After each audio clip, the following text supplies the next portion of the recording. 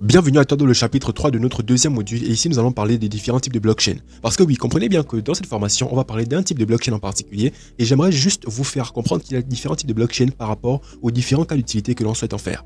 Alors premièrement, il y a la blockchain publique. La blockchain publique, c'est ce dont on parle dans toute cette formation-là. Ce sont des blockchains qui sont consultables par tous. Et selon moi, en fait, ce sont les blockchains publiques qui vont apporter le plus gros changement. Pourquoi? Parce que lorsque quelqu'un crée une blockchain publique, il crée une blockchain qui en fait ne va pas être sous son contrôle. Pourquoi? Satoshi Nakamoto, par exemple, celui qui a créé la première blockchain, donc la blockchain Bitcoin, quand il crée Bitcoin, aujourd'hui, il n'a plus aucun contrôle sur Bitcoin. Par contre, tout le monde peut contribuer au développement de Bitcoin. Une blockchain publique, c'est une blockchain open source. Tout le monde peut contribuer à son développement.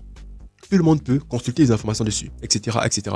Et c'est vraiment ça. Tant que nous allons en fait créer des choses dans lesquelles on va toujours avoir le contrôle par cupidité, parce qu'on veut gagner de l'argent, on va jamais vraiment créer du changement, tu vois. Quand Satoshi Nakamoto crée Bitcoin, ou bien quand celui qui crée Internet, tu vois que c'est vraiment plus pour apporter la révolution que pour gagner de l'argent, tu vois. C'est vraiment ce que j'aimerais souligner au niveau des blockchains publiques. Les blockchains publiques et décentralisées ont parfois tendance à apporter de réelles révolutions et c'est vraiment ce qui va nous intéresser en fait dans la suite de la formation. Ensuite, il y a ce qu'on appelle les blockchains privées. Les blockchains privées, ce sont des blockchains qui détiennent en fait des informations cachées. Parce qu'il ne faut pas que, si par exemple vous êtes une entreprise, vous avez une base clientèle, que tout le monde puisse avoir accès à votre base clientèle, c'est pas bon. Ou bien que vous êtes une entreprise et n'importe qui peut venir modifier votre blockchain comme il veut, non. Du coup, il y aura une certaine, pour les entreprises et par rapport au cas d'utilisation, il y aura des différents types de blockchain et la blockchain privée est beaucoup plus adaptée pour les entreprises qui sont là pour un but financier par exemple. Ensuite, il y a les blockchains à consortium et ces blockchains en fait, c'est des blockchains qui sont semi-publics et semi-privés, tu vois, à la fois public et privé et ça c'est pour d'autres cas d'utilité. Donc en gros, comprenez qu'il y a différents types de blockchains et que par rapport à l'utilité que l'on souhaite en faire, ces blockchains en fait vont être utiles et vont avoir un plus par rapport à l'autre, par rapport en fait au contexte dans lequel on l'utilise.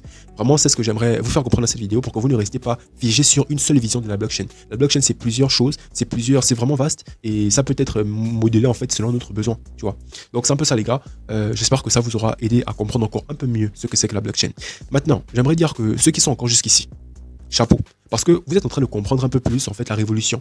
Je vous dis que ceux qui comprennent la blockchain maintenant ont 10 ans d'avance sur tout le monde, sur 90% de la population, parce qu'ils ne sont pas informés. C'est un peu comme Internet à l'époque. Ceux qui avaient l'information d'Internet à l'époque il y a 10 ans, aujourd'hui sont loin, tu vois. Et c'est pareil.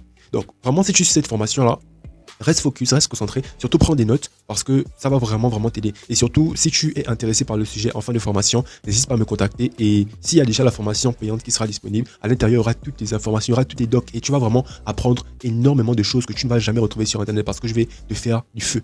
La meilleure formation en crypto-monnaie, en blockchain d'Afrique francophone. Donc les gars, on se retrouve dans le module suivant.